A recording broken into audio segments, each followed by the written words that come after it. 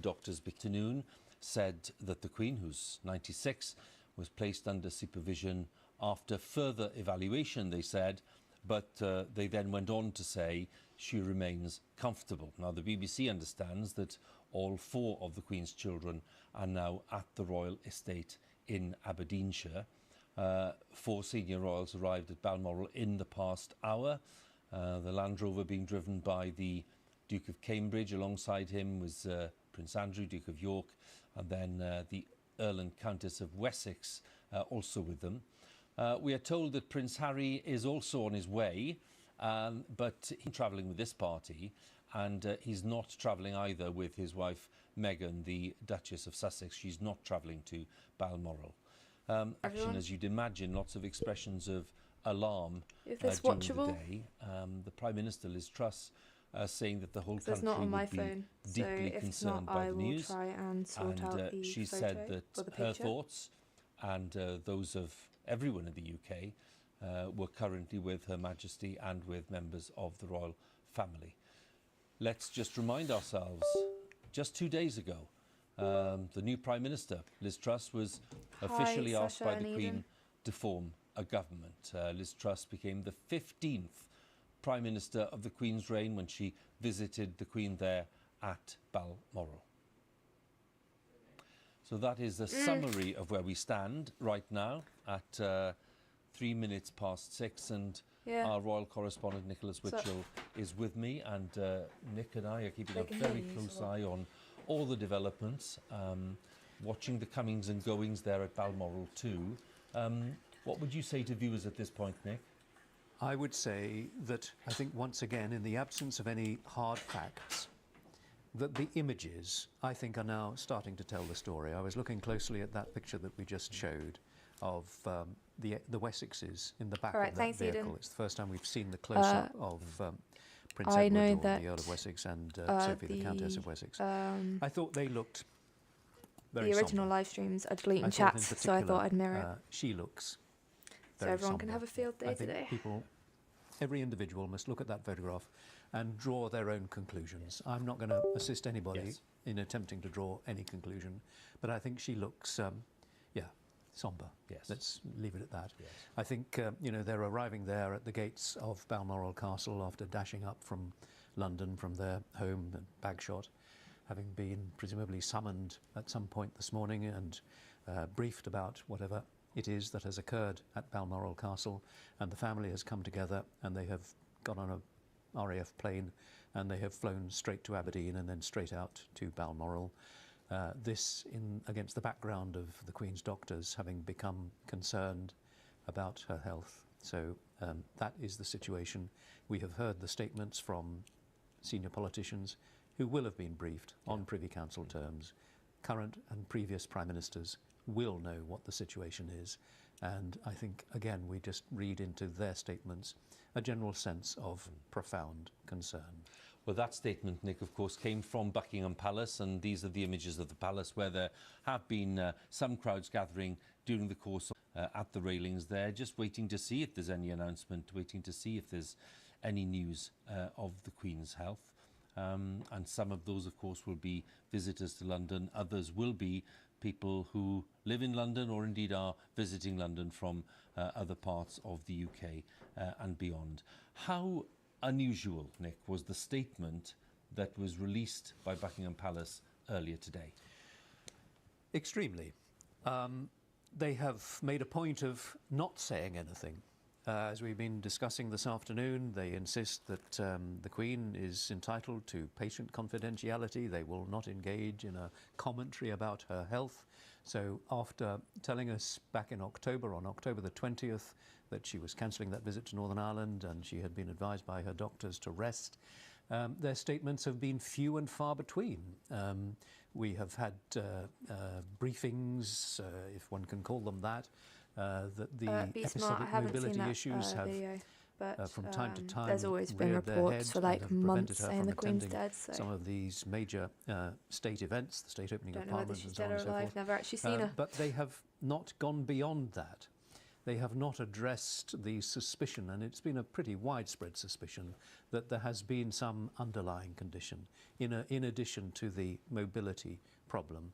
So for them to come out, having said last night that she was unable to chair the virtual Privy Council meeting, that it was necessary and that she was tired after the events with the incoming Prime Minister, that she was needing to rest last night, then this morning to hear the statement from Buckingham Palace, yes, I think we can all quite reasonably and justifiably say that clearly something has happened that is giving rise to all of this concern.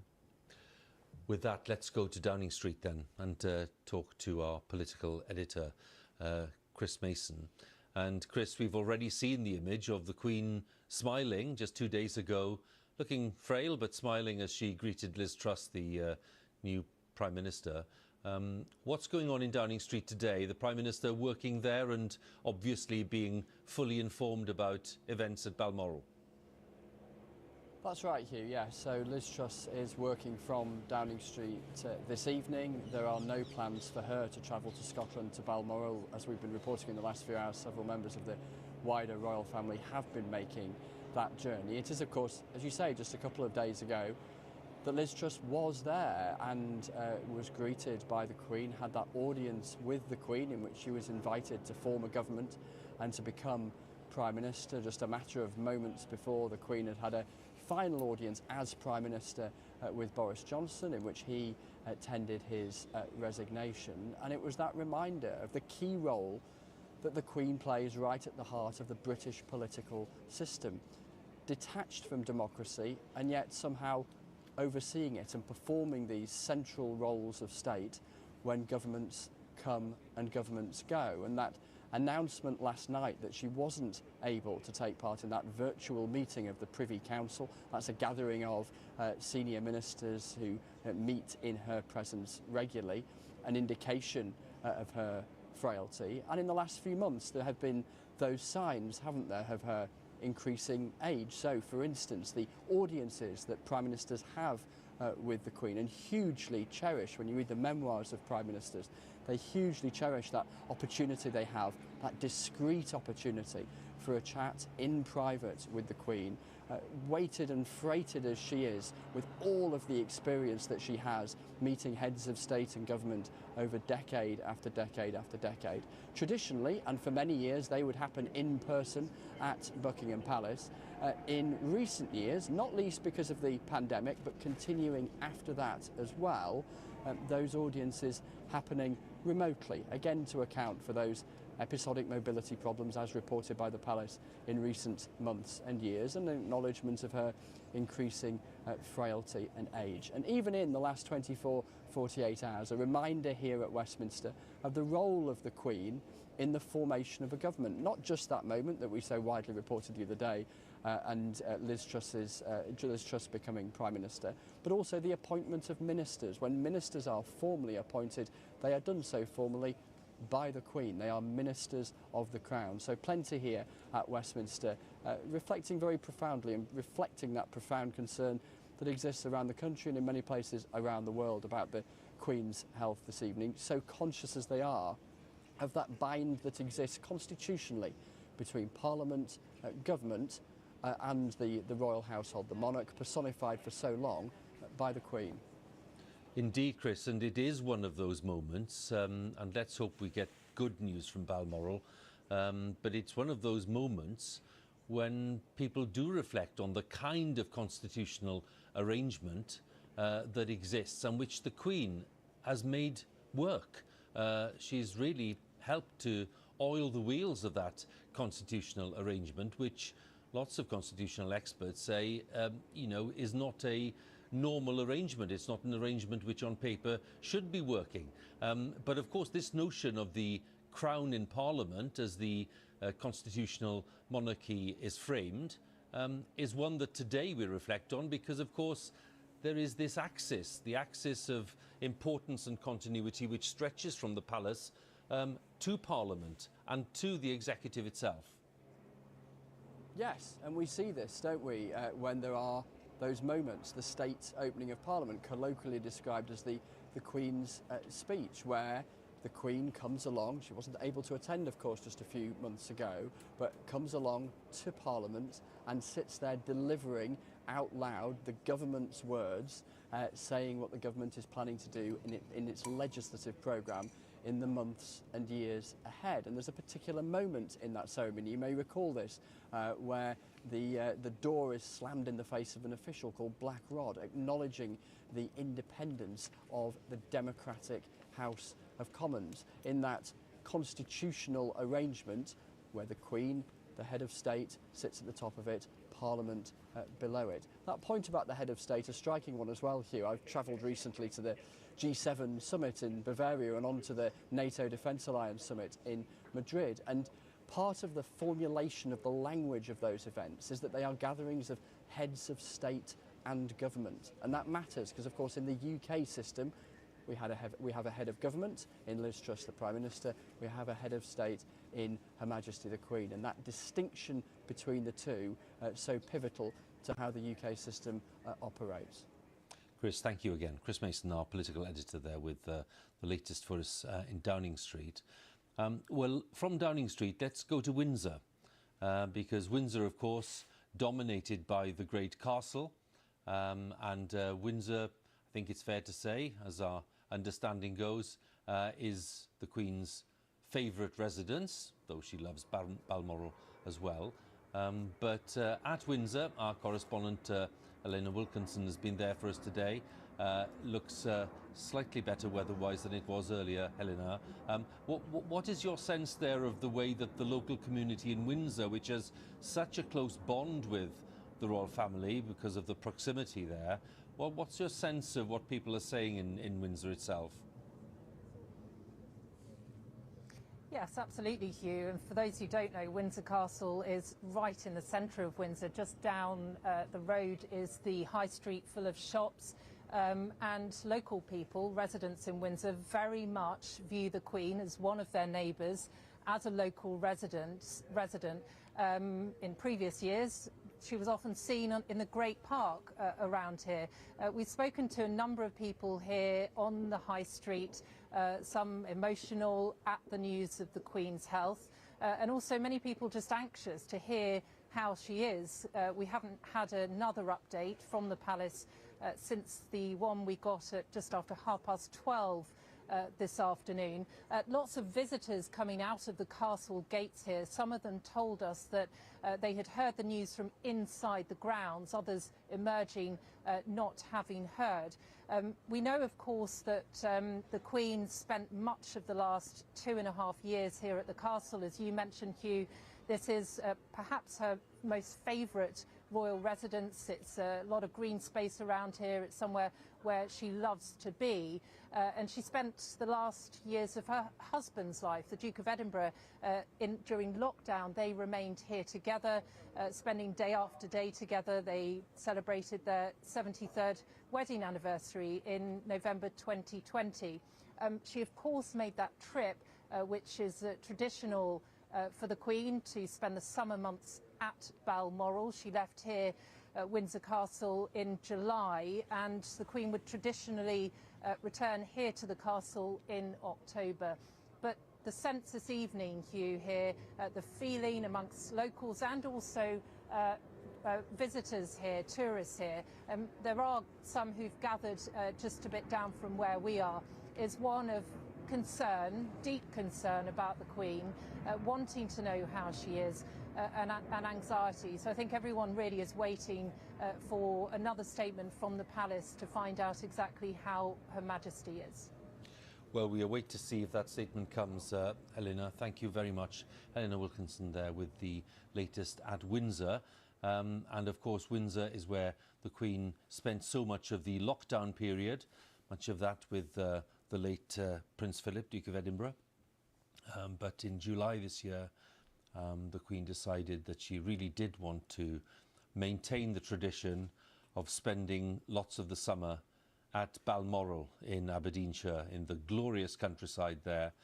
And of course, Balmoral Castle is one of the favourite homes of the Queen, where she's spent so many happy times during her long life, going back to her childhood.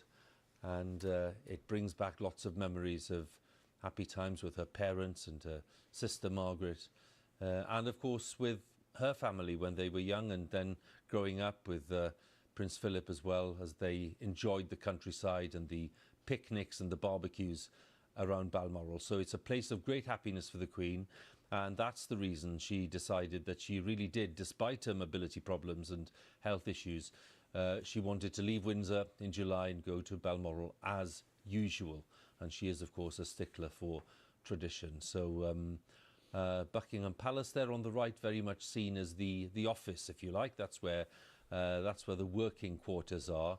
Windsor, not too far away to the west, is really the kind of favourite home, the main home, where lots of work is also done.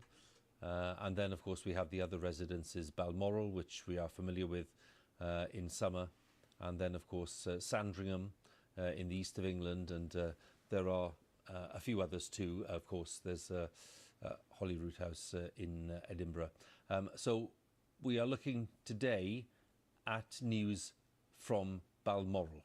That's our focus today. It's not Buckingham Palace really, it's Balmoral, and that is where the Queen is being kept comfortable by the team of doctors who are there and who have just put that unusual statement out earlier today.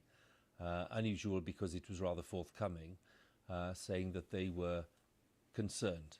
They were now concerned about the state of the Queen's health, and that she was comfortable at Balmoral, that some of the family now who've arrived there to see their mother, in the case of Prince Charles and Princess Anne, and Andrew and Edward, and then, of course, a grandson in the form of Duke of Cambridge. They're all there, and we imagine that they've been talking to the doctors there and have had their briefing, and one imagines that they are with the Queen, keeping her company and making sure that she's as comfortable as possible. Now at Balmoral is my colleague James Cook, who's the BBC's Scotland editor. And James, could you bring us up to date, please, on what's been going on there? Yes, Hugh, no sense of drama here, no sense of panic, a sense instead of a well-rehearsed plan quietly swinging into action. For most of the afternoon, it was relatively calm here. The rain teemed down, leaving the purple heather around this estate sodden. Every few minutes or so, another photographer, another reporter would cross Isambard Kingdom Brunel's bridge across the River Dee and make their way here to the gates of Balmoral. And then at 5:05, a flurry of flashbulbs as senior members of the royal family swept past us. Prince William driving a Range Rover, Prince Andrew next to him, and in the back Prince Edward and Sophie, the Countess of Wessex. I could see grim faces. Certainly Andrew, I saw clearly a very grim-faced Andrew as they drove past and into this estate, which of course has been one of the favourite places, if not the favourite place of the Queen for many, many decades of her reign. An estate, a 50,000-acre estate dating back in terms of its association with the royal family to Queen Victoria, the castle here built for her in the 1850s. And of course a place where we know the Queen has many fond memories of spending time with her late husband, the Duke of Edinburgh, not least because the photograph that was released by the family on his death was a photograph of the two of them together in the hills on this estate. James, just a thought here about the Queen's relationship with Scotland as well, because of course we're at a time where there's been a lot of debate about the future shape of the United Kingdom. The Queen, of course, represents the solid element of continuity, and that's an interesting thing for us to reflect on, given her great affection for Balmoral and indeed for Scotland. Yes, this is surely a monarch who personifies the union of the crowns of 1603 as much as she does anything else. The constancy that we talk about that applies to her reign actually goes way back before her reign in terms of the royal family's relationship with Scotland, predating the Act of Union, the Union of the Parliaments in 1707. And indeed, the Queen has been a constant figure associated with that union of the crowns. Not, it has to be said, Hugh, always without controversy. In the Silver Jubilee speech, which the Queen gave in 1977 at Westminster, when she talked about the benefits union had conferred at a time when the Labour Party was proposing to devolve power to Wales and to Scotland, proposals that were ultimately defeated. That certainly raised eyebrows. Eyebrows were raised in 2014 when the Queen, attending Crathy Kirk, just along from the gates of Balmoral here, talked about people considering the future, thinking very carefully about the future as they decided how to vote in the referendum on independence, which the people of Scotland ultimately rejected. The palace, of course, strongly denied that there was anything wrong with that comment, said it was a perfectly sensible thing to say, to urge people to think very carefully about such a serious issue. And of course, there is deep affection for the Queen in parts of Scotland. It is fair to say that if you look at the polling, the monarchy is not as popular north of the border as it is south of the border, but the Queen is certainly more popular than the monarchy in Scotland, and that is certainly reciprocated on her behalf. She's talked of her deep and abiding affection for this nation. And a thought, James, as well about the place that Balmoral plays in the great royal landscape, if you like. You've mentioned the fact, and we mentioned earlier, the fact that the Queen has a great affection for it, and its heritage goes back to Queen Victoria's time. We're talking about Aberdeenshire, which of course is lots of it, very, very beautiful. The landscape there is magnificent. And as you say, very significant that that rather lovely image of the Queen and the Duke, released when the Duke died, was indeed in the hills above Balmoral, on this enormous estate that the Queen has there. Yes, that's right, and the Queen has been coming here regularly with her family for the summer and into the early autumn, year after year after year. It's very clear that this place is somewhere for which she holds extremely deep affection. We just see another police car going through the gates there of Balmoral Estate. Yes, Hugh, you're right. I mean, there is definitely an affinity. I mean, if you look back through the newsreel footage, back through the years, here she was in the 1960s, buying an ice cream for one of the young princes just along the road in one of the local shops. One of the few places really where I'm not saying the Queen routinely walks up and down the streets of Ballater and Braemar, but it would be a place where she would not be troubled by people locally if she were to do so, because people are very used to seeing senior members of the royal family. Indeed, I remember one occasion somebody telling me that just outside these gates here, they were driving along and there was a car waiting with its indicator on to turn into the gates, and as they drove past they realised it was none other than Queen Elizabeth at the wheel. James, thank you very much. James Cook with some nice memories there of the Queen and life in Balmoral. But today we are reflecting on the state of the Queen's health, sadly, and we're just waiting to see whether Buckingham Palace or the officials at Balmoral make another statement, having said at lunchtime that the Queen's doctors are very concerned about the state of the Queen's health, that she is comfortable, that they had no more to say at that point, but they felt it necessary to convey the fear and the anxiety that was being felt. And that is why, of course, we've now seen the Duke of Cambridge, Duke of York, the Earl and Countess of Wessex, and some others making their way to Balmoral. They've arrived there. The Prince of Wales already there, and the Duchess of Cornwall too. The Princess Royal is there. So the family, the family is gathered, and we're told that the Duke of Sussex, Harry, is on his way, but he wasn't with the party that arrived a short while ago. Watching the images with me, Nicholas Witchell, our royal correspondent, and Nick, James there was underlining the special place that Balmoral holds, because really some people may be wondering why the Queen in September is in Balmoral. Why is she not back in Windsor or even in Buckingham Palace? But it's important to underline that that's normal. That's what she does. And she, of course, she loves to have the routine, to have the sense of confidence that you get from an unchanging routine. And so much of her year never changes. So, yes, I think the annual trip up to Balmoral is really very important to her. And it is somewhere where she feels very comfortable, very much at ease, somewhere that she has known all her life. So the time is approaching 6:30 now, isn't it? I was struck by what James Cook was saying about the grim faces that he noticed on the faces of the members of the royal family as they drove into Balmoral Castle a short time ago. We are still waiting to see if there is something from Buckingham Palace. There is nothing to report on that front at the moment, but of course that could change at a moment's notice.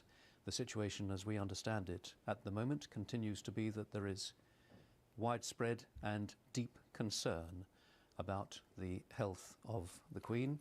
Following the statement by her doctors this morning, clearly there has been some episode which has occurred overnight, which has given rise to that concern and which prompted the doctors and Buckingham Palace to put out a statement indicating that there is concern about the Queen's health.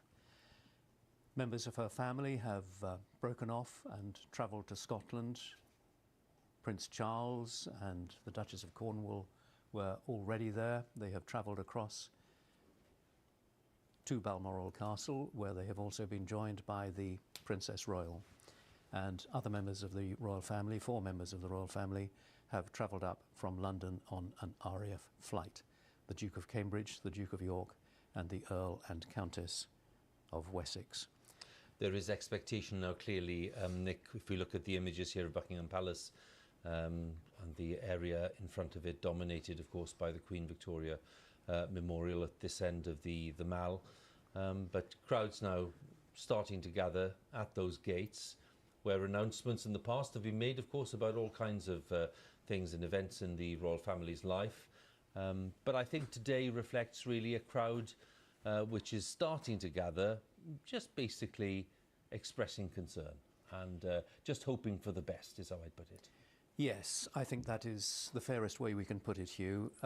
Millions of people here and elsewhere will be hoping for the best, but they will be, I think, now fearing the worst and perhaps preparing for the worst. But we must continue to hope that whatever news we get from Buckingham Palace will indicate that things are okay at the Balmoral. moment, I'm not saying anything. But I think Queen is dead. that is if I just as put much on Google, really as we Queen, can say at this stage. There is great I'll keep concern. tracking, and if anything's reported before the BBC reports it, I will let politicians everyone know. at the most senior level, and they will know what the true situation is.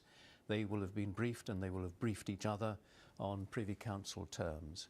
So I think that that is the fairest indication that we can give to our viewers, both here and around the world at this stage, that there is, as we keep saying, there is profound concern, there is deep concern, but at this stage we do not have any further news from Buckingham Palace. Nick, we're just looking at these images here because, of course, they are really reflecting people's deep alarm and deep concern. 1 minute ago, Buckingham Palace has announced Her Majesty the Queen has died. Extremely unwell. Has died at age and 96. We are expecting The Queen, news I from assume it's Balmoral official. that she's having I assume it's treatment, official or that the Queen is indeed dead. they I will are quickly unable post to help Her Majesty the anymore. link. It's on their Twitter that I've got it from at the moment. A few moments ago, Buckingham Palace announced the death of Her Majesty Queen Elizabeth II. The Palace Hi has just RGB, issued hope you guys are this both statement. amazingly well.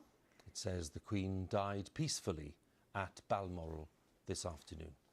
Yep. The King and the Queen Consort will remain at Balmoral this evening and will return to London tomorrow. Within the past few minutes, Buckingham Palace has announced the death of Her Majesty Queen Elizabeth II. To recap on the statement, the Queen died peacefully at Balmoral this afternoon. The King, that is Charles, and the Queen Consort will remain at Balmoral this evening and will return to London tomorrow. Her Majesty was 96 years old.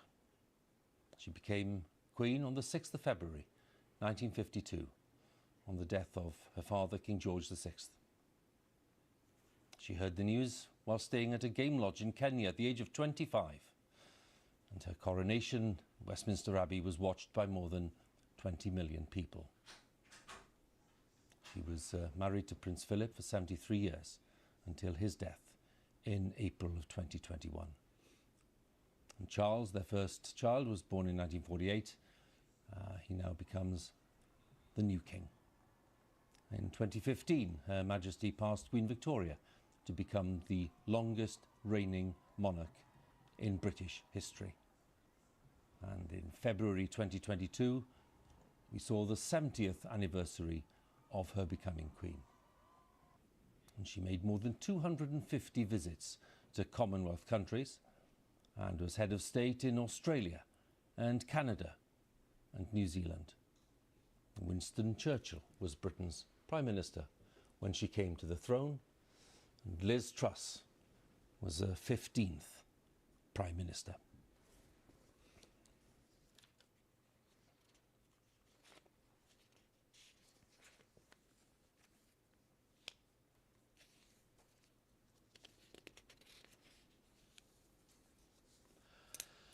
The BBC is interrupting its normal programmes to bring you an important announcement.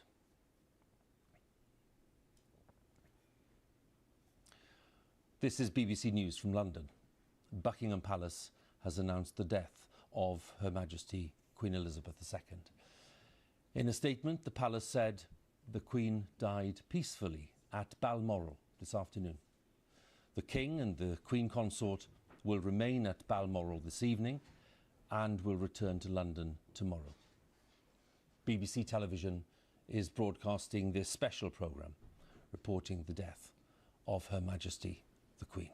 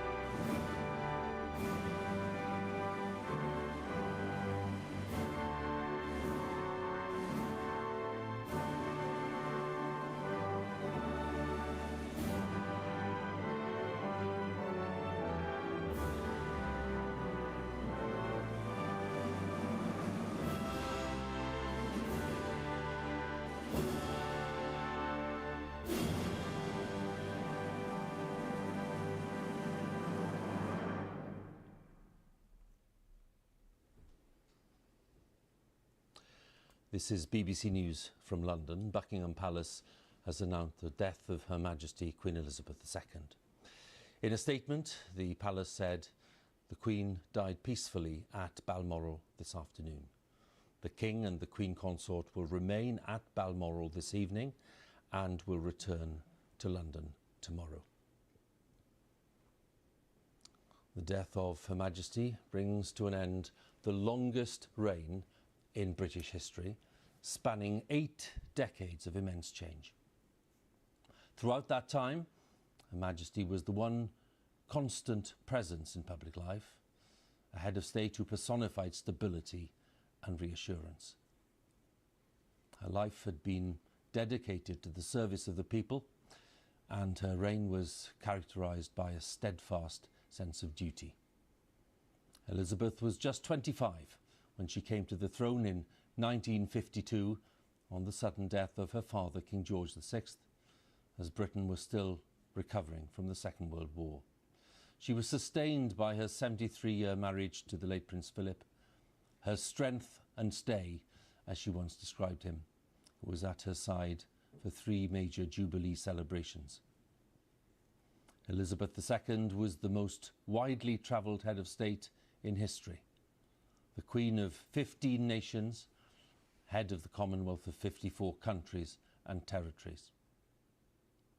Her Majesty's death brings the second Elizabethan age to a close, and a long and momentous chapter in British life, a reign marked above all else by a sense of service to others, a reign unlike any other in the long history of Britain and the Commonwealth.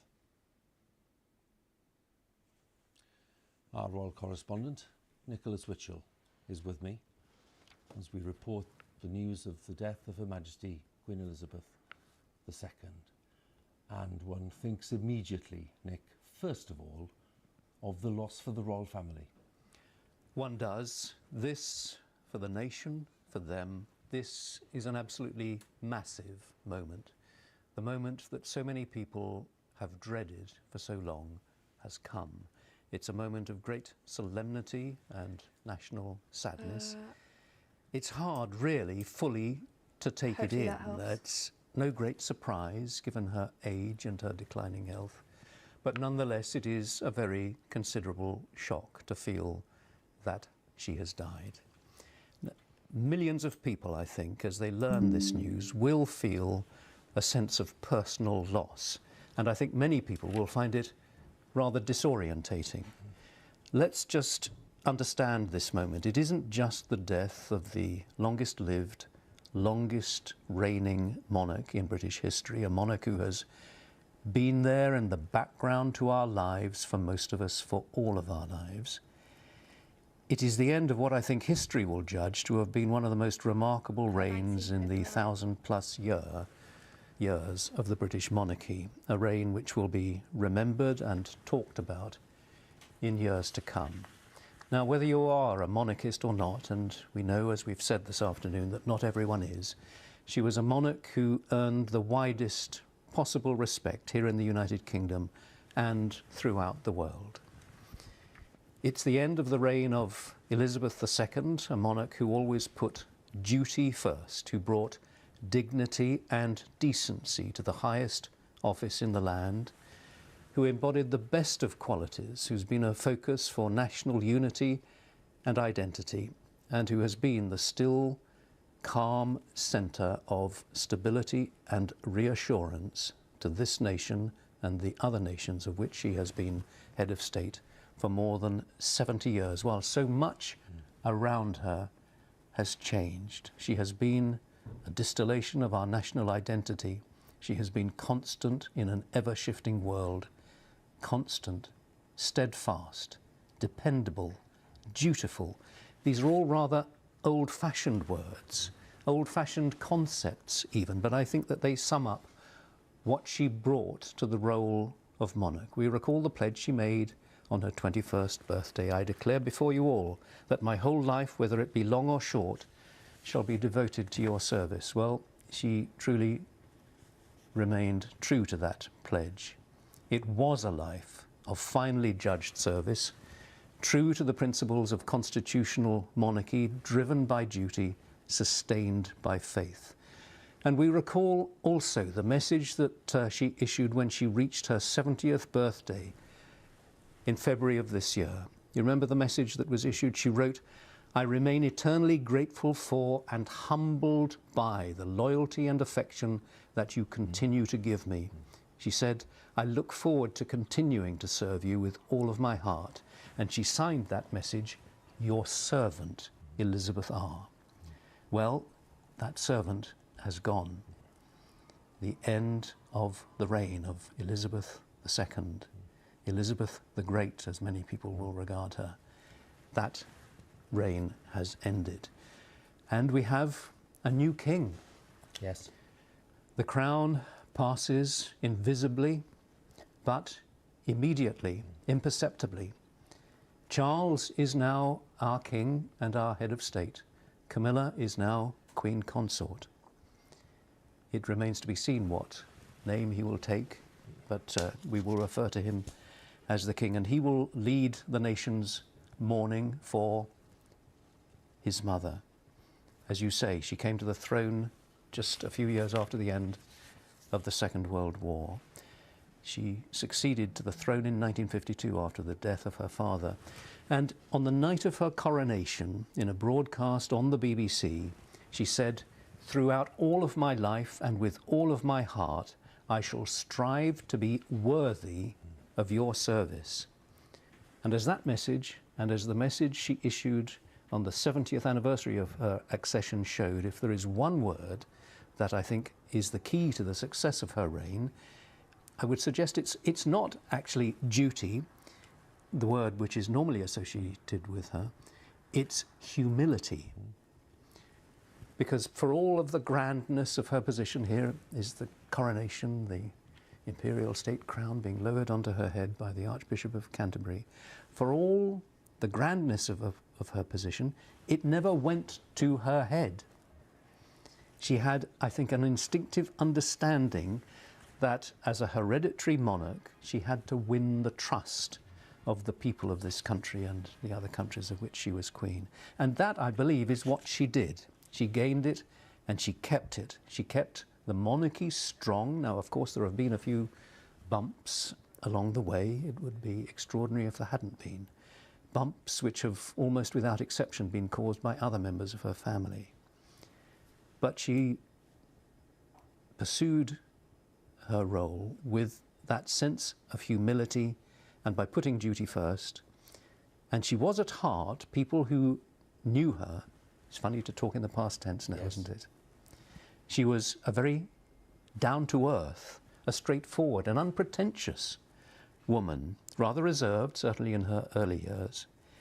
There was none of that sort of vainglorious and overbearing behaviour that we've sometimes perhaps seen with other members of her family. For 70 years, she's been the constant, unchanging presence in the background to our lives, the head of the nation, as she's sometimes been referred to, above politics, but with a shrewd interest in and a grasp of politics and of political figures. So we now look back on, and there will be so many tributes now, as people take this in, as they come to terms with their own emotions. And I'm quite sure there will be many people who are very emotional at this moment, as they learn of this news, the death of the Queen. But this nation and so many other nations will now pay tribute to this long life of service which has now ended. Symbolised everywhere, Nick. The flags are being lowered, and the rainbow, along with the lowered flag, at Windsor, the favourite home of the Queen. So many years. Flags lowered already at Buckingham Palace. And so many elements, Nick, of your appreciation and tribute will be echoed by political leaders at Downing Street. We're expecting Liz Truss to say something fairly soon. The Prime Minister will offer her own sympathy to the royal family, and she will, of course, have her own words of appreciation for the long service of Her Majesty. And there'll be other political leaders too wanting to pay tribute to a lifetime of service, a lifetime of humble commitment to duty, as Nick was saying, and of taking the role as seriously as it's possible to take it. Very much in line with the teaching that her father had shared with her all those years ago in Buckingham Palace. King George VI, very proud of his two daughters, and took a long time to offer the experience and learning to his elder daughter Elizabeth. And there you have at the railings of Buckingham Palace, they are, in line with tradition, posting the formal notice. And that notice will say that Her Majesty Queen Elizabeth II has died peacefully today at Balmoral in Scotland, at the age of 96, the longest reigning monarch in British history. A lifetime of service to people in the United Kingdom, throughout the Commonwealth, and in many parts of the world. An example of leadership which didn't stray into the realm of politics, and for lots of people the ideal symbol of what a constitutional monarchy should be like. Well, now the world has been told, and the official notice has been posted as the palace staff make their way back into what was the Queen's home. It is now the home of the King and the Queen Consort, because Prince Charles is now King Charles. It remains to be seen whether he will call himself Charles as king, but we are assuming that he will. And this now is the home of the new monarch, the King, and his consort, the Queen Consort. Crowds still gathering at Buckingham Palace because the news has travelled very rapidly here and at Windsor and at all the other royal residences. But of course people will be following these events closely on their televisions and their mobile devices and all kinds of different means of spreading the news and social media as people come to terms with what's happened. And as Nick was saying memorably a few moments ago, it's a seismic event. It's the longest reigning monarch in British history who's left us at the age of 96, and it's not a surprise when someone of that age suffers ill health and eventually passes away. But what is left, of course, is the reflection on what was achieved and the kind of life that was led and the sense of duty and the sense of loyalty and, as Nick was saying, the sense of humility, which seems rather bizarre to say for a monarch, but someone who had a sense of service to others. And this was a theme that was repeated so often in the Queen's statements at great milestones in her life, and those 4 great jubilees, where she underlined the notion of service, to be at the service of the people, and to appreciate the fact that people were loyal to her as a monarch, and appreciated the fact that she was of, well, incalculable value in terms of her service to Britain, having come to the throne at such a young age and with very little experience. At the age of 25, when she didn't expect to be in that position at all, her father suddenly dying in his 50s. A terrible blow, and then a huge burden for the young Queen to be bearing. But she did so, and with a strong sense of what the monarchy was meant to be, the sense that her father had shared with her. And as we said earlier, for those considering the nature of the reign, the longest reign in British history, it was in many senses a continuation of the reign of George VI. The crowds at the palace will have seen this formal announcement. The Queen died peacefully at Balmoral this afternoon. The King and Queen Consort will be staying at Balmoral tonight and will be returning to London tomorrow. And that is the formal announcement to the world in the traditional way, the printed statement being fixed to the railings of Buckingham Palace. And that, when we see that, Nick, that is the chapter completed. And the vehicles there outside Buckingham Palace are stopping. The word will be reaching people. People will be very shocked, I think, by this. I think it is very hard to take it in. But there is, as you say, the news.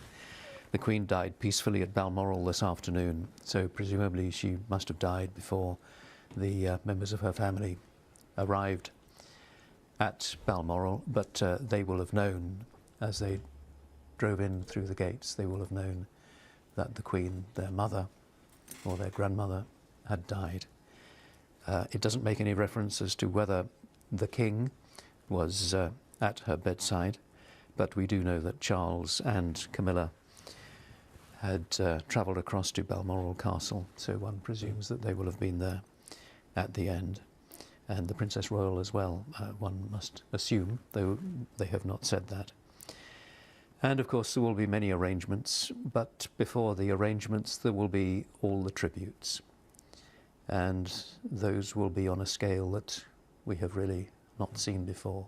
No. They've started, Nick, already, as you can imagine.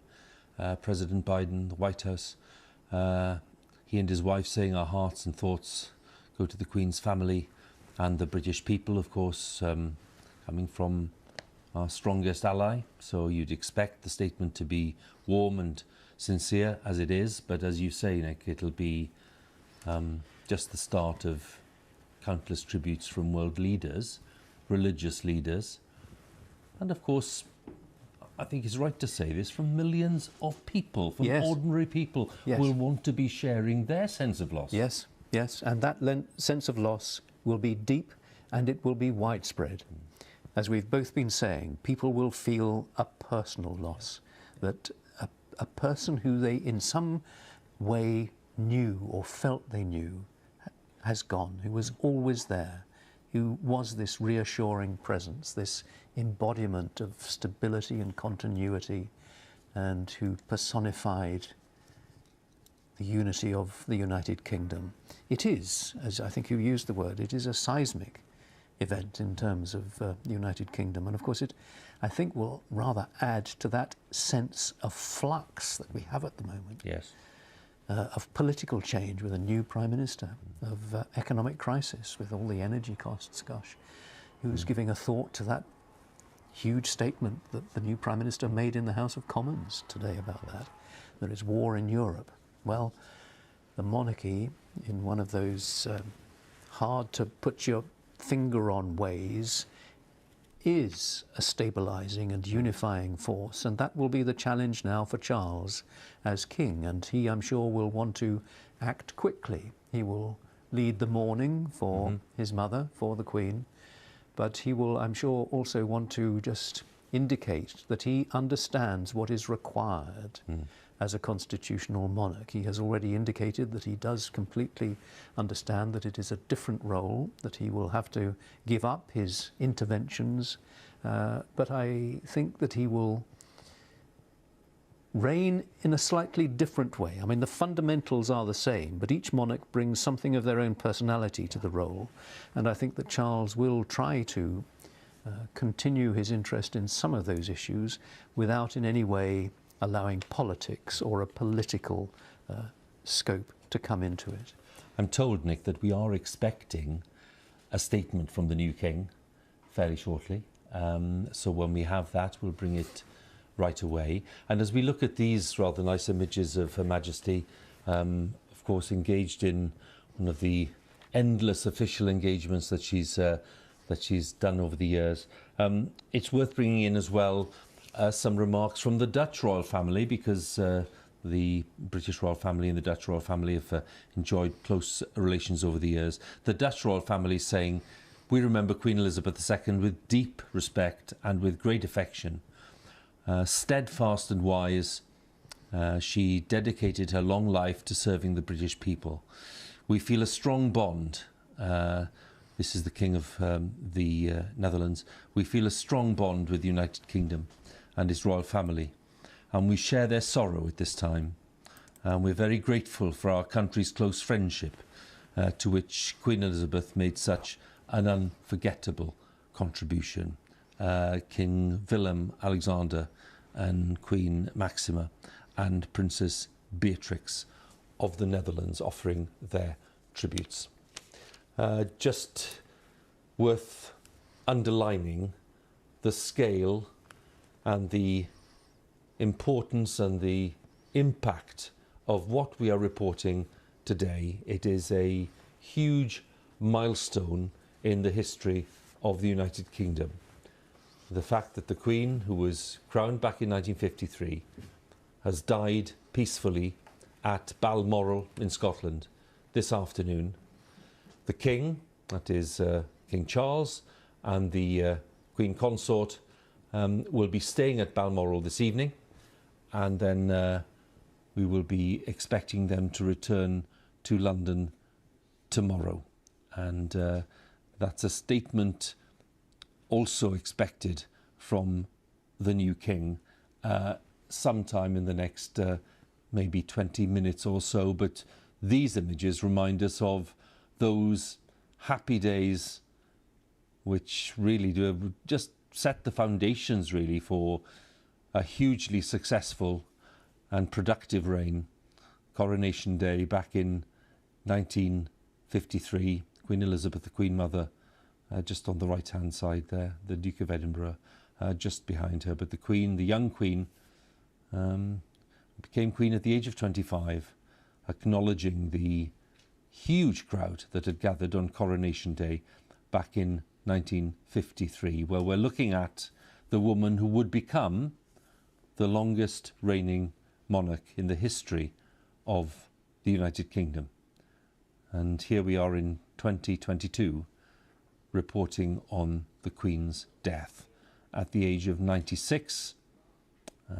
Buckingham Palace formally making that announcement a short while ago, saying that the Queen, whose health was the matter of a bulletin earlier today, doctors expressing their concern, Queen died peacefully at Balmoral during the course of this evening. We don't have a precise time, but we do know that several members of the royal family were at Balmoral, and they were no doubt in a meeting with the doctors and the experts when they got there. And indeed the news came fairly soon after their arrival that Her Majesty had indeed passed away at the age of 96. Earlier today they were saying that she was being kept comfortable in Balmoral. There was no sign of any move to hospital, no sign of any further intervention by doctors in a different kind of facility. All the care was being done at Balmoral itself.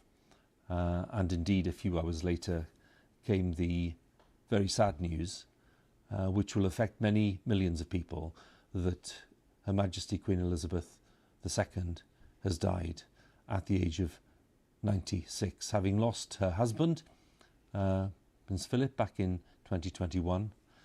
And on the Queen's death, we now have a new king. Prince Charles will become King Charles, possibly, with a consort who will be the Queen Consort, known as Camilla, the Duchess of Cornwall.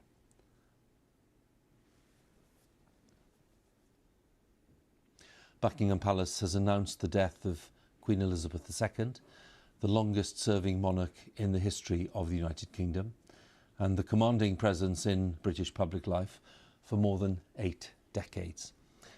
She died at Balmoral in Aberdeenshire today at the age of 96. The Queen's eldest son, Charles, at the age of 73, has become king.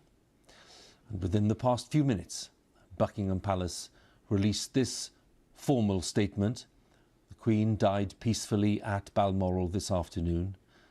The King and the Queen Consort will remain at Balmoral this evening and will return to London tomorrow. We are expecting a statement from the new King fairly shortly. We're also expecting a statement from the new Prime Minister, Liz Truss, who visited the Queen in Balmoral just a couple of days ago and was able to accept the invitation to form a government in that audience, where the Queen was seen to be smiling broadly and looked very focused on the task at hand, albeit looking rather frail. Well, that was 2 days ago, And yesterday came the news that she was unable to fulfil an appointment with the Privy Council. That's the senior ministers in the new government of Liz Truss. It was to be an online meeting, but nonetheless, the Queen was judged to be too tired and she needed to rest. She wasn't well. And her doctor suggested last evening that that meeting should not be held. And she was resting last night. And by this morning, indeed, late morning, the Queen's doctors were clearly very concerned and that the Queen's condition had deteriorated fairly rapidly. And then by lunchtime, we had the statement that her health was causing particular concern. And then we saw the members of the family arriving at Balmoral. And shortly after that, within the past half hour or so, came the formal statement. Rick Scott, I'd imagine that everything she owns Her will be passed to Majesty Charles. Queen Elizabeth We won't get any of it. II has died at the age of 96. We have statements from lots of world leaders. We'll come to them in a second. The President of the Irish Republic, for example, Michael D. Higgins. The Queen visited the Irish Republic back in 2011. She was the first British monarch to visit the Irish Republic. It was a hugely successful meeting. I've got a very warm welcome there. Her Majesty, says President Higgins, served the British people with exceptional dignity. Her personal commitment to her role and extraordinary sense of duty were the hallmarks of her period as Queen, which will hold a unique place in British history. There aren't many who will disagree with that. That's President Michael Higgins of the Republic of Ireland. The Archbishop of Canterbury, Justin Welby, has just issued this statement, which of course will be welcomed by Charles as the new king as well. He says, "May Her late Majesty Queen Elizabeth II rest in peace and rise in glory." Justin Welby, the Archbishop of Canterbury. As she had done before, she reminded us of a deep truth about ourselves, says the Archbishop. We are a people of hope who care for one another. A very warm tribute and a sincere tribute from the Archbishop himself. I think we can bring a little more from the Archbishop, and it's a very eloquent tribute, as you'd imagine, from Justin Welby. "It's with profound sadness," says the Archbishop, "that I join the nation, the Commonwealth and the world in mourning the death of Her late Majesty the Queen. My prayers are with the King and with the royal family. May God draw near them and comfort them in the days and weeks and months ahead." The Archbishop goes on, "As we grieve together, we know that in losing our beloved Queen, we have lost the person whose steadfast loyalty, service and humility has helped us make sense of who we are through decades of extraordinary change in our world, our nation and society. And as deep as our grief runs, even deeper is our gratitude for Her late Majesty's extraordinary dedication to the United Kingdom, her realms and the Commonwealth. Through times of war and hardship, says the Archbishop, through seasons of upheaval and change, and through moments of joy and celebration, we have sustained by Her late Majesty's faith in what and who we are called to be." The Archbishop of Canterbury, Justin Welby, with that moving statement. We also have a statement from the King, from Charles, who became king on the death of his mother. And Charles says this: "We mourn profoundly the passing of a cherished sovereign and a much-loved mother. I know her loss will be deeply felt throughout the country, the realms and the Commonwealth, and by countless people around the world." The tribute there by the new king, by Charles, who became king immediately on his mother's death. So the tone, as one would expect, is loving, it's warm, it's respectful, and it just underlines the affection in which the Queen was held. We are expecting the Prime Minister in just a moment, Nick, but that statement was moving, wasn't it? It was, yes. My beloved mother, a moment of the greatest sadness for me and all the members of my family. Interesting that it's not signed as King Charles. There's no name on it. It has been suggested that he might take another name as king, but I suspect it'll be tomorrow before we learn that. But yes, it's quite hard to sum up the profound nature of this moment, isn't it, really? They have lost their mother or their grandmother. They must grieve privately, but Charles must now begin to assert himself and begin his reign. I'm sure he will travel around the country. He will, I mean, this is challenging. It would be challenging for anybody, and we're about clearly to hear now from the Prime Minister.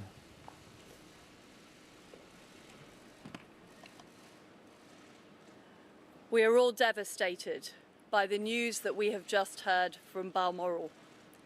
The death of Her Majesty the Queen is a huge shock to the nation and to the world. Queen Elizabeth II was the rock on which modern Britain was built. Our country has grown and flourished under her reign. Britain is the great country it is today because of her. She ascended the throne just after the Second World War. She championed the development of the Commonwealth from a small group of 7 countries to a family of 56 nations, spanning every continent of the world. We are now a modern, thriving, dynamic nation. Through thick and thin, Queen Elizabeth II provided us with the stability and the strength that we needed. She was the very spirit of Great Britain, and that spirit will endure. She has been our longest ever reigning monarch. It's an extraordinary achievement to have presided with such dignity and grace for 70 years. Her life of service stretched beyond most of our living memories. In return, she was loved and admired by the people in the United Kingdom and all around the world. She has been a personal inspiration to me and to many Britons. Her devotion to duty is an example to us all. Earlier this week, at 96, she remained determined to carry out her duties as she appointed me as her 15th Prime Minister. Throughout her life, she's visited more than 100 countries, and she has touched the lives of millions around the world. In the difficult days ahead, we will come together with our friends across the United Kingdom, the Commonwealth and the world to celebrate her extraordinary lifetime of service. It is a day of great loss, but Queen Elizabeth II leaves a great legacy. Today the crown passes, as it has done for more than 1,000 years, to our new monarch, our new head of state, His Majesty King Charles III. With the King's family, we mourn the loss of his mother, and as we mourn, we must come together as a people to support him, to help him bear the awesome responsibility that he now carries for us all. We offer him our loyalty and devotion, just as his mother devoted so much to so many for so long. And with the passing of the second Elizabethan age, we usher in a new era in the magnificent history of our great country, exactly as Her Majesty would have wished, by saying the words, "God save the King." The Prime Minister, Liz Truss, who was installed at Downing Street just a couple of days ago, having met the Queen in that audience, really presenting her own tribute with some personal elements in that, but also revealing something which we were hoping to hear, either from the Prime Minister or from the Palace, which is that Charles will be known as King Charles III, Nick. And that is at least confirming the title that he has adopted. Yep, that answers that question. And of course, for him, for Charles, there will be conflicting emotions at this moment. Yeah. There is the great sadness that he refers to in his statement of the loss of his mother.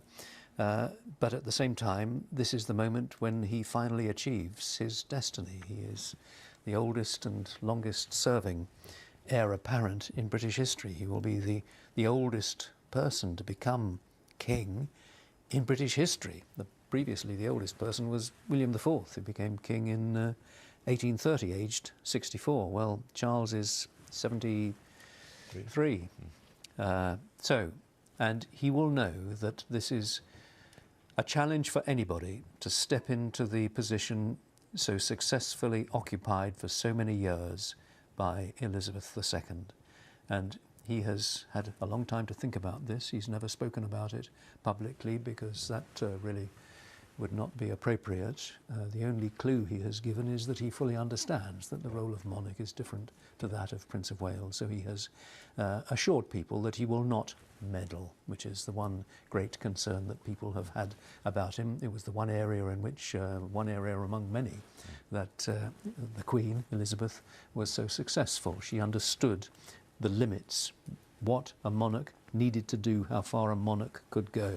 And Charles, one can be confident, also must understand that. So he will reign in his own way, but within the constraints of the constitutional monarchy. So he understands that, though he may, I think, attempt to be a little bit more proactive than the Queen has been throughout, or the Queen was throughout her reign. He, I think, will attempt to use the convening powers.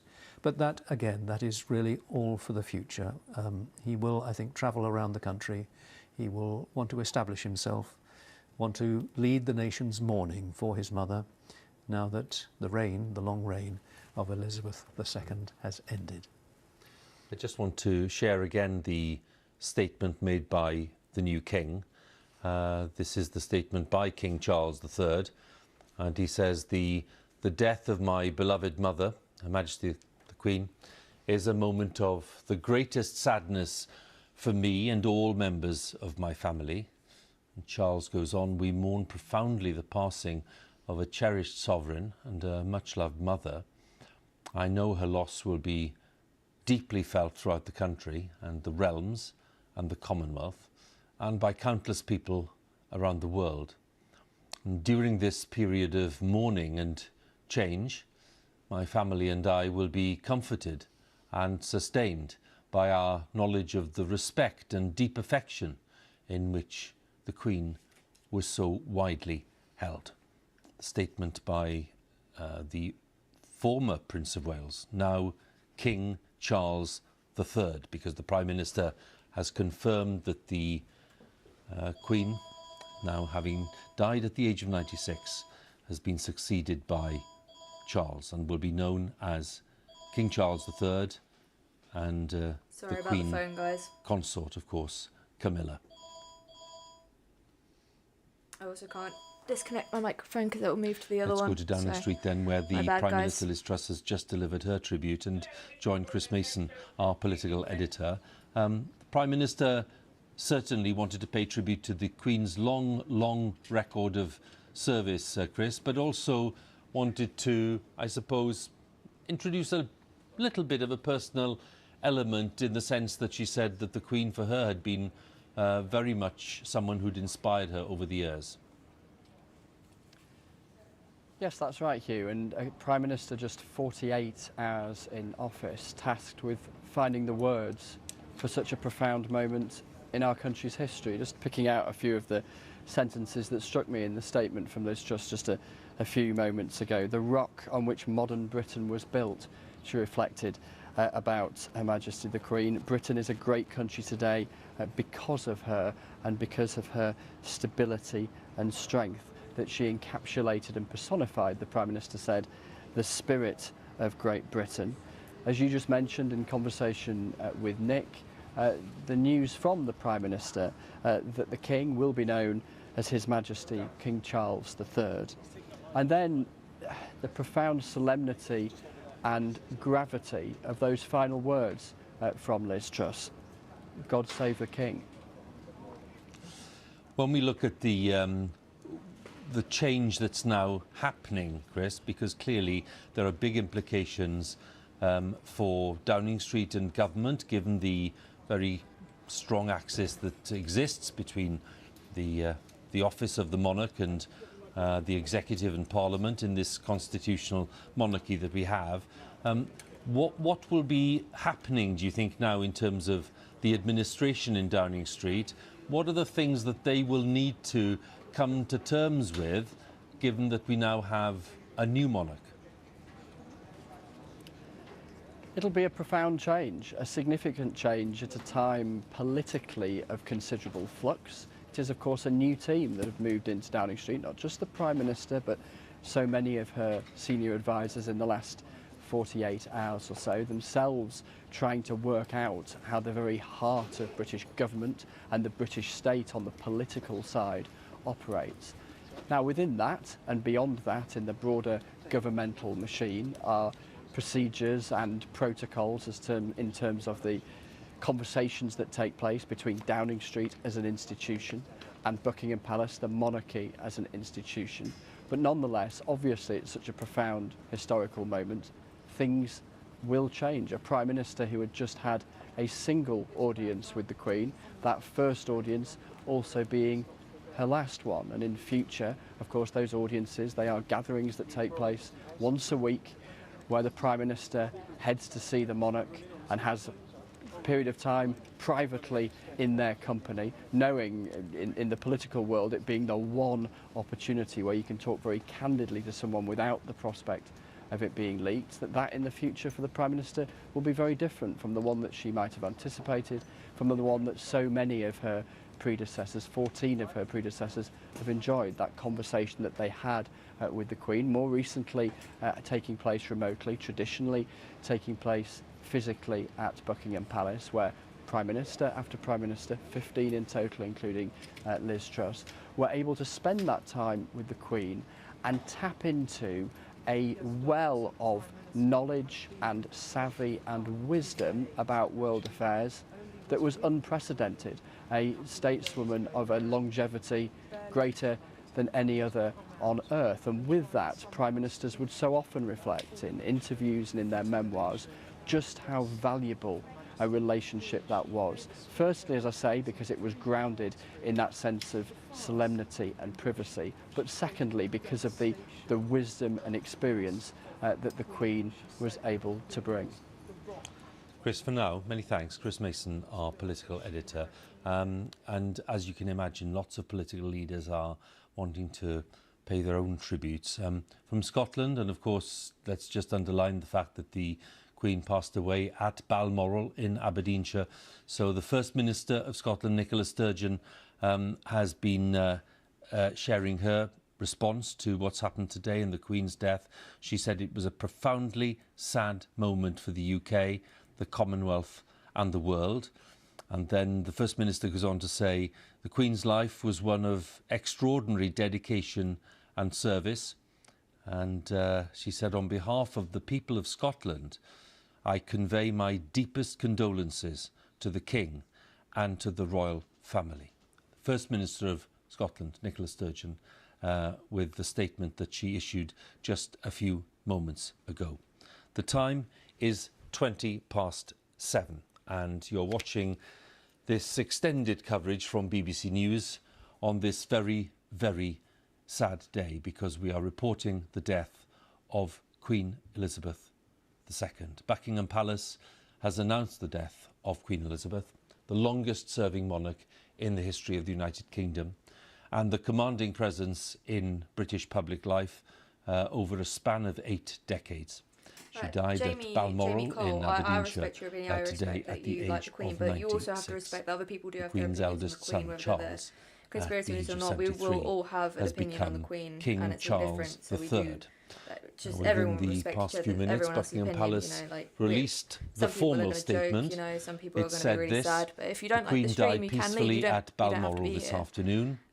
this King is mostly and a stream the because Queen Consort they will were remain at Balmoral this evening basically and will return to apparently London tomorrow. they That is were the deleting certain chats brief of people who were statement, expressing their honest opinion of the Queen. stating And her, the events well, of not the passing past at that time, but hour or so, her situation and with her the health.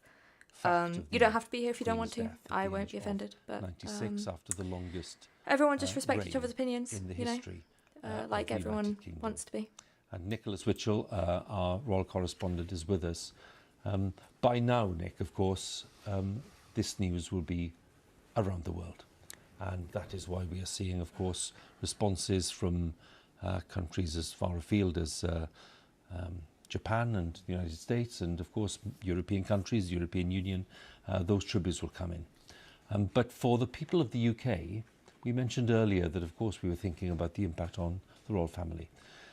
Let's dwell then on the impact on the people of the United Kingdom, for whom the Queen has been this symbol, not just of authority, but a symbol of real solidity and of consistency over the years. Taking that symbol away, albeit with a new monarch, King Charles III, who's a very familiar figure, but taking that symbol away will have an effect on people's lives, even those who are not dedicated monarchists. It is a huge loss, and I think many people will find it disorientating, the feeling that this person who has been such a constant presence in the background of their lives, that this person is no longer there. It is hard, really, to take it in, to speak of her in the past tense, to fully appreciate that this reign, this longest reign in British history, is finally over. I mean, so many people over the years have said, we wish she could reign forever, we wish she could go on forever. Well, clearly not possible, but that reign ended this afternoon. At Balmoral, we now have both a new head of state and a new head of government in the Prime Minister. Who could have imagined that within the space of 48 hours? We will now await details of course, a state funeral, which will take place probably in about 10 days' time. That'll be the first full state funeral in the United Kingdom since that of Winston Churchill back in 1965. And Britain will mourn, and many people around the world will mourn also the passing of Elizabeth II. That presence who was there, the constant and reassuring presence, whilst so much around her changed. Every aspect of life, not just in this nation, but in every other nation around the world, has altered, but she was the one constant, dependable factor in so many of our lives, always there. If you think about the way in which culturally this nation has changed, it was monocultural when she came to the throne, multicultural now. It was very much empire orientated, the United Kingdom in 1952 when she succeeded to the throne. There is the Commonwealth. The United Kingdom has, as it were, dallied with Europe and has sort of moved away from it. When she came to the throne, a majority of people believed that she was chosen by God. Yeah. There was still, of course, a much greater sense of deference. We're seeing some images here from the earlier stages of her life. She was, there she is, presenting the World Cup to Bobby Moore in 1966, and of course meeting so many American presidents there with the first George Bush, and pursuing her great passion of horse racing. In just so many facets of national life, the Queen was there. This dutiful figure, driven by faith, propelled by duty, with this sense of humility that we were talking about earlier. She was down to earth and straightforward, and as I said, she never let it go to her head. She realised that she was there by an accident of birth, and that she needed to win the trust and respect of her people, and that perhaps is something that not every member of her family has fully appreciated. Well, she did, in the same way that her father did, and in the same way I think that Charles has also appreciated that, because he has worked so hard. Prince Charles, been a few controversies and difficulties for him, but he has set out during his time as Prince of Wales to win the respect of people and to show that he is worthy of the office and the position to which he has now succeeded. There he is with his mother. He is now mourning the loss of that mother and the loss of the Queen as he becomes king. Now, we must assume that the Prime Minister, Liz Truss, has not, as it were, jumped the gun in naming him as King Charles III. It's not been confirmed by Buckingham Palace, but we must assume that that is correct. Just as you speak, Nick, your timing is impeccable. Clarence House has literally, in the last couple of seconds, confirmed that it is King Charles III. So, well done on prompting that. Very good. Very good. So it is King Charles III, that's official. And I'm just going to interrupt a second, Nick, if I may, because Boris Johnson, who of course was Prime Minister until just a few days ago, has issued this statement. It's fairly lengthy, but I'm going to just read through it because well, you'll understand why. This is our country's saddest day, says Boris Johnson.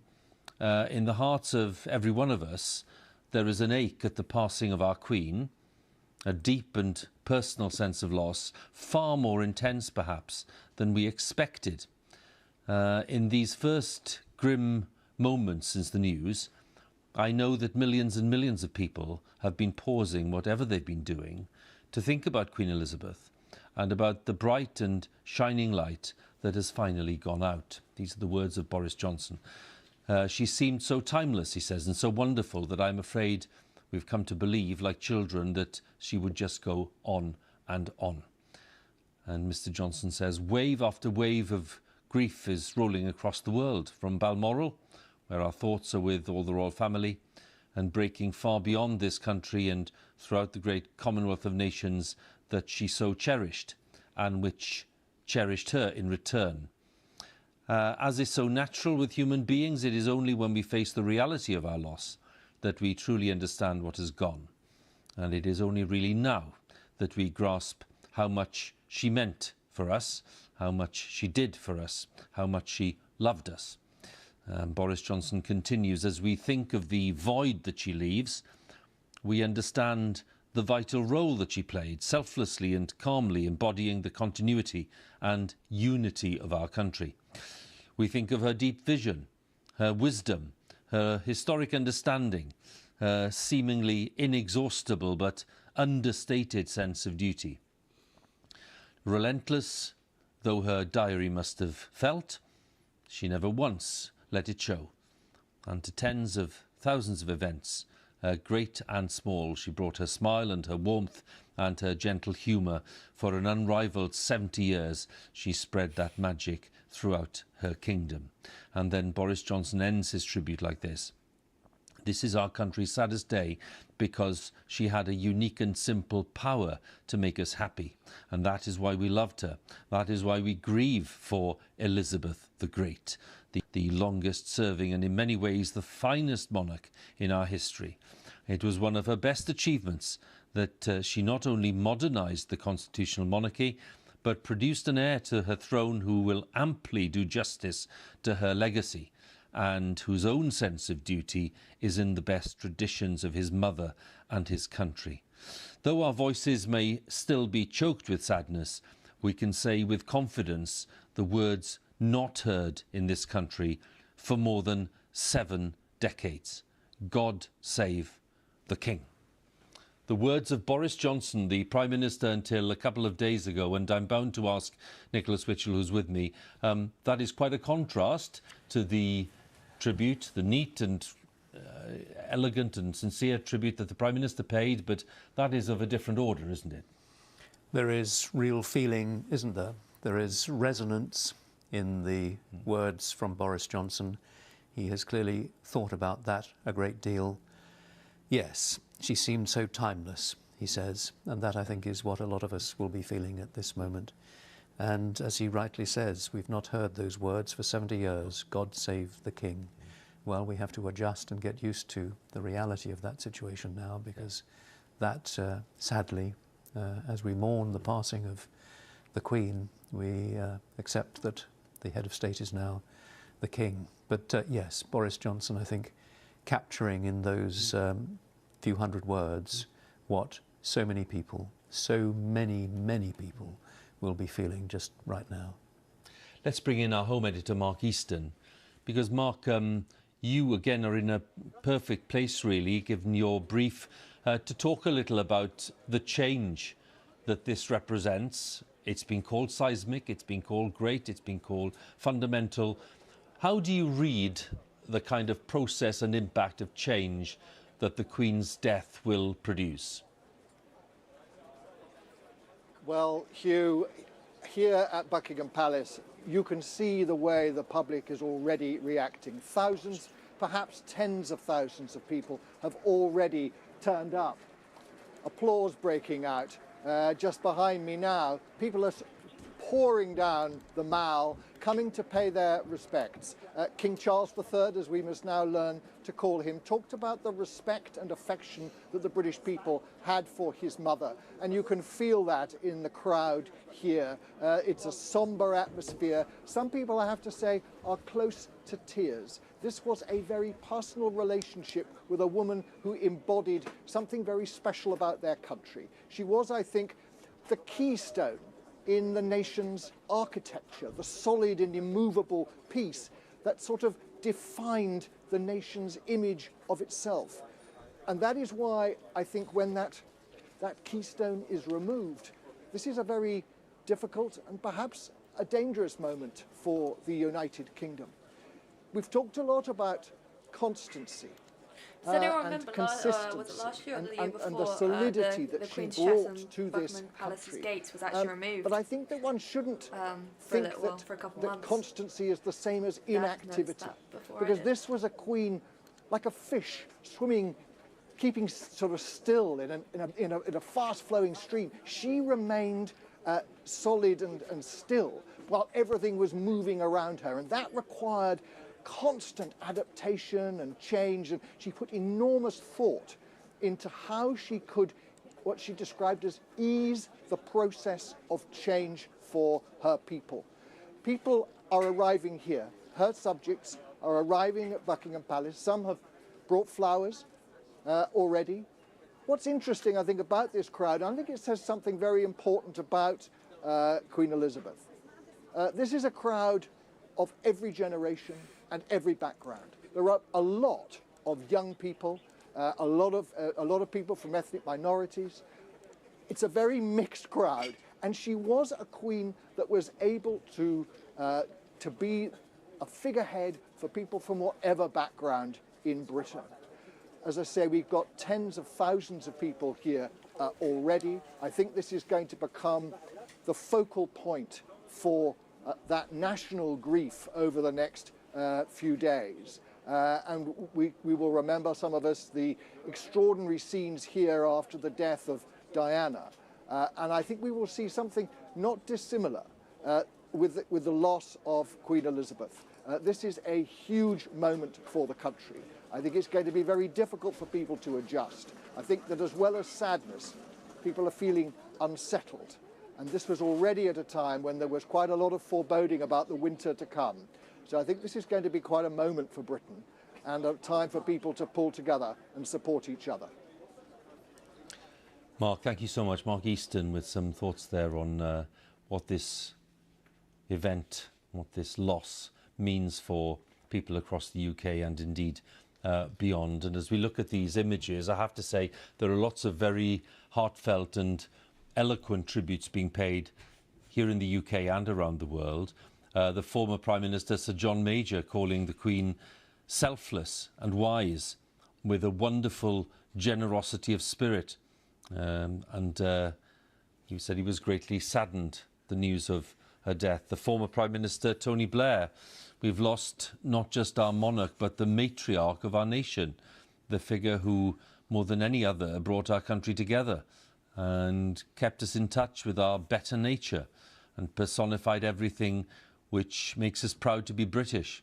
And Mr. Blair goes on, she was not only the respected and loved monarch, she was respected because of the qualities of duty and decency and integrity and fidelity which she embodied, and loved because of the love and affection that she bestowed on us.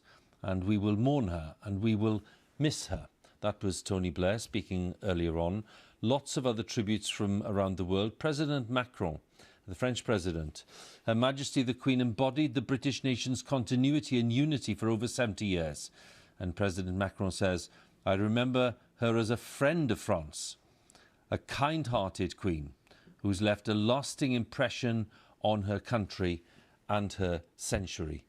And then President Zelensky of Ukraine, that troubled country, sending this message. On behalf of the Ukrainian people, we extend sincere condolences to the royal family, the entire UK and the Commonwealth over this irreparable loss. Our thoughts and prayers are with you. And then we have the German president too, Herr Steinmeier, saying Queen Elizabeth was a woman who shaped a century, and Her Majesty enjoyed the highest respect in the whole world. A very concise statement, but one that conveys the fundamental truth about the life and the times.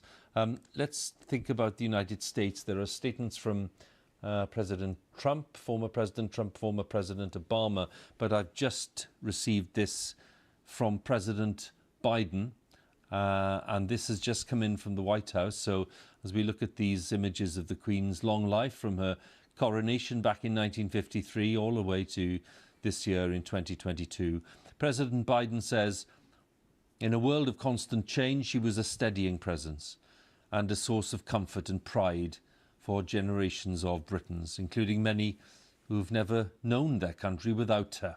And that is such a powerful theme today, as Nick and I have been discussing. An enduring admiration for Queen Elizabeth II united people across the Commonwealth, and the 7 decades of her history-making reign bore witness to an age of unprecedented human advancement and the forward march of human dignity. She was the first British monarch, says President Biden, to whom people all around the world could feel a personal and immediate connection. And we see the crowds gathering at Buckingham Palace, and they too, with their mobile devices, will be aware of lots of these tributes being paid as they gather there. And now that the formal announcement has been fixed to the main railings in front of the palace, as it is done at times of great events like this, happy events and sad events. She was the first British monarch, says President Biden, to whom people all around the world could feel a personal and immediate connection. Supported by her beloved Prince Philip, the Queen led always with grace, an unwavering commitment to duty, and the incomparable power of her example. And President Biden goes on to say she endured the dangers and the deprivations of a world war alongside the British people, and rallied them during the devastation of a global pandemic to look to better days ahead.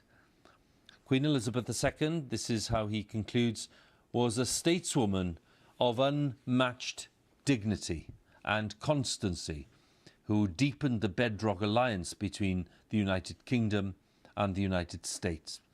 She helped make our relationship special. And as a concluding thought, he says this: in the years ahead, we in the United States look forward to continuing a close friendship with the King and the Queen Consort. Today, the thoughts and prayers of people all across the United States are with the people of the United Kingdom and the Commonwealth in their grief. We send our deepest condolences to the royal family, who are not only mourning their Queen, but their dear mother, grandmother and great-grandmother.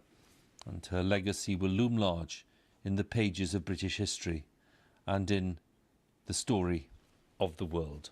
I have to say, they're very moving tributes. I haven't been able to come across a few of them yet, because I know they're just waiting there for me from the Obamas and President Trump and other leaders, but they are moving, they are eloquent. And Nick, they really do stop you in your tracks. And they just underline the fact that, you know, the appreciation for what the Queen achieved and what she represented is truly global. It's not, you know, we tend to talk about the Commonwealth. Of course, that's important. It's beyond that. As Boris Johnson said, it's only when you lose somebody that you really appreciate just who they were and how much you valued them. And the same words are in so many of these tributes: grace and duty and dignity and constancy. She was someone who personified simple qualities like decency and tolerance, who encouraged politicians to be the best that they could be, who encouraged all of us really to be the best of ourselves, because she did embody those old-fashioned concepts. And she did that for decade after decade. And she was that most important thing for a monarch. She was someone who unified people. She brought people together. And the challenge for Charles now will be to continue to seek to do the same, particularly at this moment when there are pressures within the United Kingdom against unity. And so Charles, I think, will be very much aware of the challenges that he faces and the task that he must now begin. Well, Charles's younger son, Harry, is, we understand, arriving at Balmoral just about now. I think we're expecting the arrival in a few minutes. Here we are, the entrance to the Balmoral estate, but the Duke of Sussex, who's travelling alone, we believe, because his wife, Meghan, is not accompanying him, but he's arriving. He didn't come with the main royal party earlier, with the Duke of Cambridge, his brother, and with Prince Andrew and with Prince Edward and the Countess of Wessex. He wasn't with that group. They flew up to Aberdeen quite a few hours ago, and they've been in Balmoral since then. They joined the Princess Royal and the Prince of Wales, who were already there at the Queen's side. So Prince Harry's arrival is considerably later than that, and indeed it's quite a while after the official announcement of the Queen's death at the age of 96. But we understand that the Duke of Sussex, Harry, is on his way there, and he's about to arrive at Balmoral at this time, where he will join the other members of the royal family. And as we've already heard, the King Charles III and the Queen Consort, they will be staying at Balmoral tonight. They're not returning to London tonight. We had that statement earlier from the King. And they will be returning to London tomorrow. We've also heard from the Prime Minister, Liz Truss, who paid her tribute to the Queen and thanked her for a lifetime of service, and reflected indeed the great sense of national sadness at the news that came today, because although the Queen was 96 and had health problems, these images will tell you everything about recent years, where of course she's really just done her best to carry on despite advancing years and health problems. And she and Prince Philip, who left us 2 years ago, were full of the joys during those Jubilee celebrations. And now we have some of the tributes already arriving. And they'll be arriving, of course, at Balmoral. They'll be arriving at Buckingham Palace. They'll be arriving at Windsor. So these will be local people who are used to the royal presence in Balmoral. They are very used to seeing the royal family around in these summer months. They know full well how fond the Queen was of Balmoral as a home and as a base. And they will be wanting to pay their respects as locals who tended to leave the royal family alone because they were used to seeing them around. And the Queen certainly felt very much at home there, having spent so many years there with her family and indeed with her parents when she was growing up. So sometime along this road we're expecting Prince Harry to arrive. It's going to be in probably one of those vehicles that we saw earlier, maybe a Range Rover or something of that kind, but they're still expecting his arrival there. And he will of course join the rest of the family, and they will no doubt be reflecting on the loss that they've suffered. They'll be sharing the sense of grief, and they'll be thinking as well about what the future holds with the new King, King Charles III.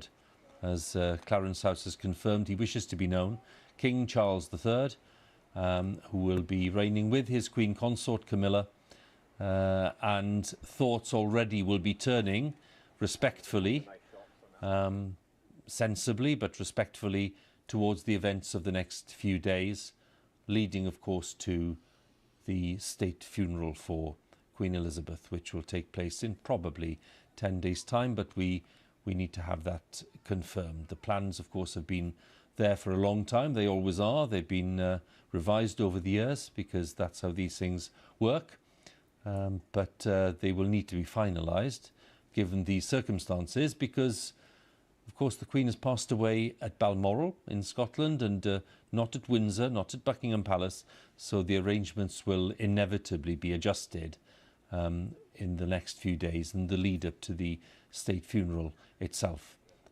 So there'll be some talk about that, and it's fine for us to talk a little bit about that, but what we're really doing today is reflecting on people's sense of loss and what's happened today, and the fact that British life has changed, the fact that the course of our history has changed, and that is symbolised by Buckingham Palace and that empty balcony tonight where the Queen has appeared on so many occasions. In all fairness, right? On so many happy occasions indeed. They literally replaced her during the time Jubilees that she died and with Charles. the end of the Second World War with her beloved father and mother and sister Margaret. So it's been the scene of so many great national events when the crowds congregate around that palace to declare their support for the royal family, or indeed to express their sympathy in bad times. And the crowds are now building up.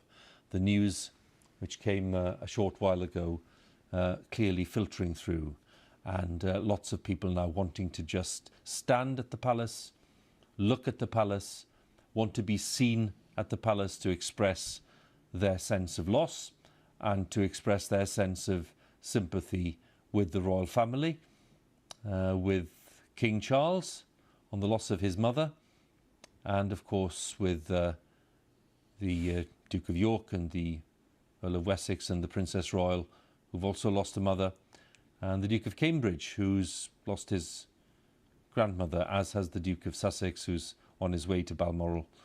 Of course, a grandmother and a great-grandmother too. So there's generations of the royal family affected by the news today. That's before you start thinking about friends of the royal family and about generations of people in the UK who've known nothing else. You'd have to be in your 80s, basically, to be in any position to say that you could perhaps remember a time when the Queen wasn't sovereign, wasn't the monarch. And here we have dusk in London and the Queen Victoria Memorial glinting in the evening light, with the crowds gathering around that memorial and congregating at the gates and the railings of Buckingham Palace. The palace, which is of course the symbol of the royal family in central London, but is not the usual residence of the royal family. That is Windsor Castle, which is usually a short ride away in a helicopter or indeed a car. And the Queen used to be very familiar with that journey, being ferried back and forth from Windsor to Buckingham Palace for the business of the day.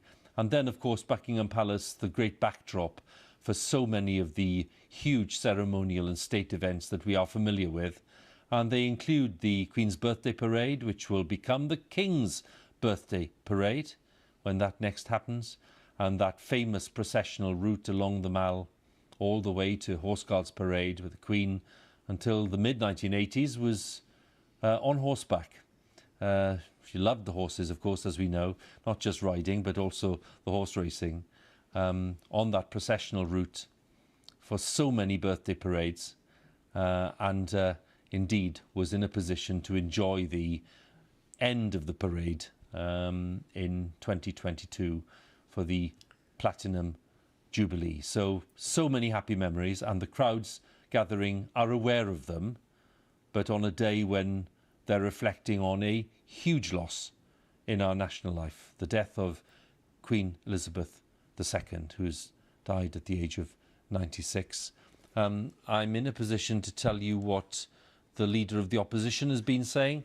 Sir Keir Starmer, the Labour leader, has issued his own statement in the past half hour or so. We mourn the passing of a remarkable sovereign, says Sir Keir. It's a deep private loss for the royal family, and all our thoughts are with them at this time, and the nation shares in their grief. We will always treasure Queen Elizabeth II's life of service and devotion to our nation and the Commonwealth. Our longest serving and our greatest monarch, says Sir Keir. Above the clashes of politics, she stood not for what the nation fought over, but what it agreed upon. As Britain changed rapidly around her, this dedication became the still point of our turning world. So as our great Elizabethan era comes to an end, we will honour the late Queen's memory by keeping alive the values of public service that she embodied. For 70 years, Sir Keir Starmer says, Queen Elizabeth II stood as the head of our country. But in spirit, she stood amongst us. Yet another moving tribute from our leaders there, one from Boris Johnson earlier and Liz Truss, and this one from Sir Keir Starmer, the Labour leader. There are others too, of course, from President Biden, President Obama, former President Trump, President Macron. All of these tributes coming in, all of them worth reading. They will no doubt be on the BBC News website for you to see, to just keep up with the tributes being paid, because they are moving, they're eloquent, and they are thoughtful. And it's well worth you having a look if you have a moment to do that. Now, you're watching BBC News, and this extended coverage continues this evening on the 8th of September 2022, because Buckingham Palace has announced the death of Queen Elizabeth II, the longest serving monarch in the history of the United Kingdom, the commanding presence in British public life for a span of 8 decades. The flags have been lowered at Buckingham Palace.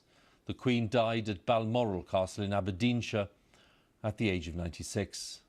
The Queen's eldest son, Charles, at the age of 73, has formally become King Charles III. And within the past few minutes, Buckingham Palace released this formal statement. The Queen died peacefully at Balmoral this afternoon. The King and the Queen Consort will remain at Balmoral this evening and will return to London tomorrow. And Charles, the new King, said this: "The death of my beloved mother, Her Majesty the Queen, is a moment of the greatest sadness for me and all members of my family. We mourn profoundly the passing of a cherished sovereign and a much-loved mother. I know her loss will be deeply felt throughout the country, the realms and the Commonwealth, and by countless people around the world. During this period of mourning and change, my family and I will be comforted and sustained by our knowledge of the respect and deep affection in which the Queen was so widely held." It's coming up to 8 o'clock in the evening. The lights are on in central London. The flags have been lowered. The crowds are gathering around the memorial by Buckingham Palace. Nicholas Witchell, our royal correspondent, still with me. And up at Balmoral, we are in a position to say that Prince Harry, the Duke of Sussex, is either just about to arrive or has just arrived. He's certainly within minutes of arriving at Balmoral Castle itself. Some of the vehicles now pulling up, and they are the advanced vehicles, and there's the vehicle, the cavalcade, moving its way into Balmoral Castle itself, and we believe that is Prince Harry, the Duke of Sussex. And Nick, you're watching this with me, and that means that Harry has now joined his brother, yes, and his father and other members of the family. Yes, as autumn descends on this bleak September day, there at Balmoral and also at Buckingham Palace, how striking are those images outside the palace, people feeling the need to come together at this moment in the nation's history, the day on which the Queen of the last 70 years has passed away. People need, I think, just the solace, the comfort of being with other people.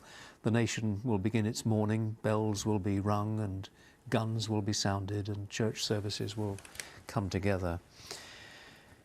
I remember the words that were used, I think, by a previous Archbishop of Canterbury, who talked about service untiringly done, duty faithfully fulfilled. Everyone will have their words about the reign, the duty of Elizabeth II, as we all just pay our tributes now to a life of duty, of humility, of decency, as the process, the transition to this new reign gets underway. And I expect we will hear from the new king tomorrow. There will also, of course, be an accession council when the Privy Council comes together. Not the full Privy Council, because there simply isn't room these days, but they will come together and they will confirm the succession, and they will, I imagine, at some point hear from the new king. And those statements by him will be important to set the tone for his reign, paying tribute to his mother on behalf of his family and the nation, but also setting out his aspirations, his wish, his ambition to be a force for unity and continuity and stability at a time when stability perhaps is in rather shorter supply than it has been at many other times. It is unsettling, as Mark Easton said. It is disorientating, and many people will feel that, and they will need to be reassured at this moment. Nick, thanks again.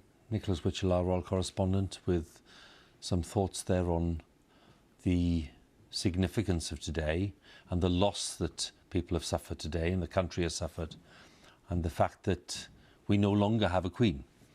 We have a king, King Charles III, who has acceded to the throne immediately, the moment that his mother passed away. No, we're paying for these. Lots of tributes which we can still share with you from political leaders, from religious leaders. For example, the former Prime Minister, Theresa May, who saw the Queen so many times, of course, during her period as Prime Minister, simply said this: "I want to place on record," says Theresa May, "that Her Majesty devoted herself unreservedly to a life of service." And that really does echo what so many others have been saying. It's interesting as well that the Duke of Cambridge, a new title, the Duke of Cambridge, the Duchess of Cambridge, William and Kate, of course, now being referred to as the Duke and Duchess of Cornwall and Cambridge. So we'll see lots of these adjustments as the evening goes on. And here on BBC News, we will, of course, be bringing you more tributes from around the world and reflecting what people in communities across the United Kingdom are saying tonight after the death of the Queen. We'll take a pause for now. We'll be back for an extended edition of BBC News at 10, but we're going to join my colleague Clive Myrie now for more special coverage following the death of Her Majesty the Queen. Goodbye for now.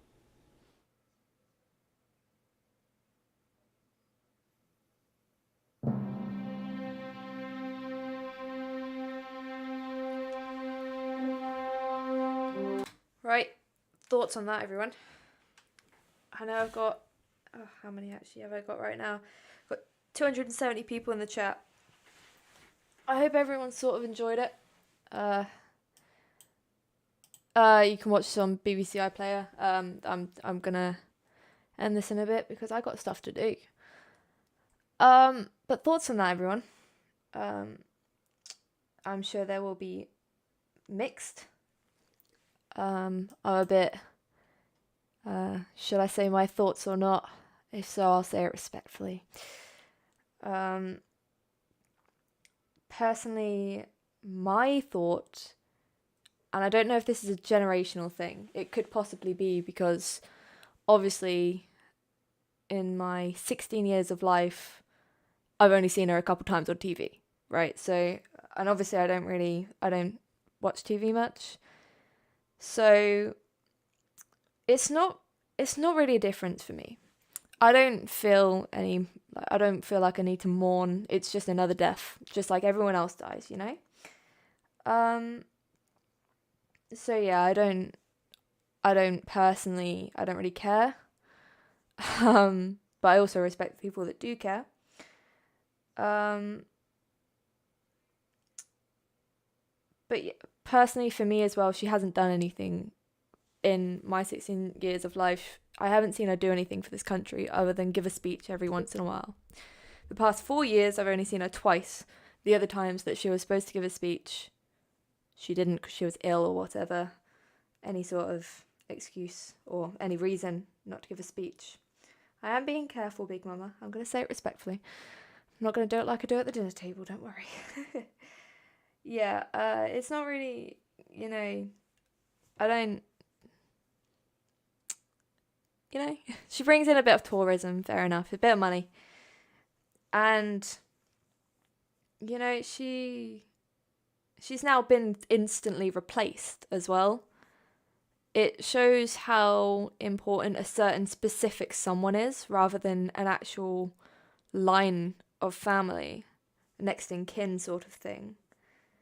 Trinity English, no worries at all. The stream was mostly for people to have fun in the chat because BBC, ITV, Sky, things like that, any mainstream who were live streaming it was deleting bad comments and comments that didn't fit the narrative and weren't mourning or crying over the Queen.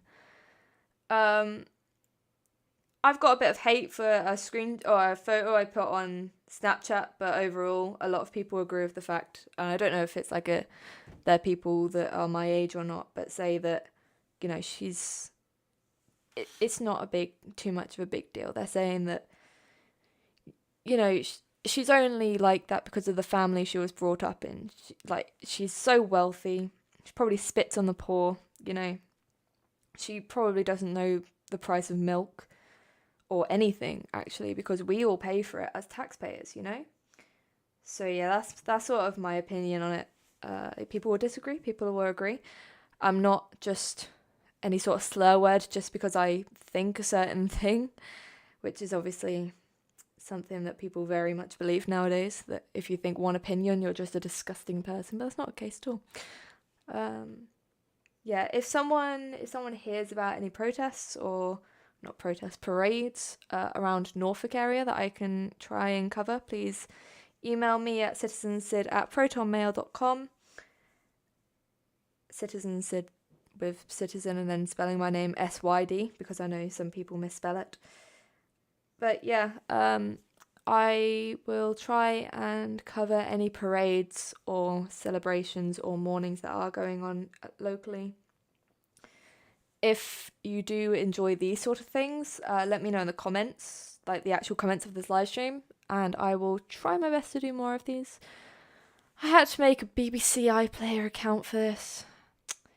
Not the best thing to do, but, as long as you guys enjoyed it, then that's all that matters, really.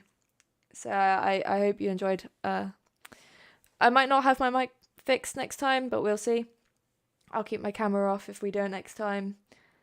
But have a wonderful evening, night and rest of your week, everyone. And thank you so much for watching this live stream. Thank you for any new subscribers that I've made. Welcome to my channel. Depending on your opinions, may unfollow if you check my account or unsubscribe, but that's totally fine. We're all allowed our opinions. And even if that opens your mind a bit into alternative opinions, that's wonderful. Be smart. I am on Rumble. I am on... thank you, Divine, for putting it on. If you just type me on any social media, I should be there. I haven't got a Gab account, though. I do need to make one. Or BitChute or Brand New Tube. Is Brand New Tube still got issues? I'm not sure. Okay. Have a wonderful, wonderful rest of your weeks, everyone. Please do email me if you hear anything. And take care.